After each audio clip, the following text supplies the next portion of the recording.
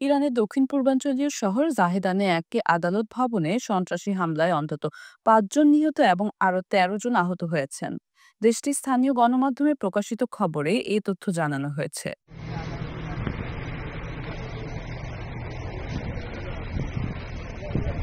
শনিবার এই হামলার ঘটনা ঘটে বলে জানিয়েছে ইরানের আধা সরকারি বার্তা সংস্থা ফার্স্ট নিউজ। প্রতিবেদনে বলা হয়, অজ্ঞাত পরিচয়ের সশস্ত্র হামলাকারীরা জাহেদানের প্রধান আদালত ভবনে অতর্কিত গুলি বর্ষণ শুরু করে। হামলার পরপরই ঘটনাস্থলে পৌঁছে যায় জরুরি সেবা ও নিরাপত্তা বাহিনীর সদস্যরা। তবে এই হামলায় ঠিক কতজন হতাহত হয়েছে কিংবা কী ধরনের ক্ষয়ক্ষতি হয়েছে সেই বিষয়ে শুরুতে বিস্তারিত কিছু জানা যায়নি। হামলাকারীদের পরিচয় কিংবা হামলার পেছনে তাদের উদ্দেশ্য সম্পর্কেও এখনো আনুষ্ঠানিকভাবে কিছু জানায়নি কর্তৃপক্ষ।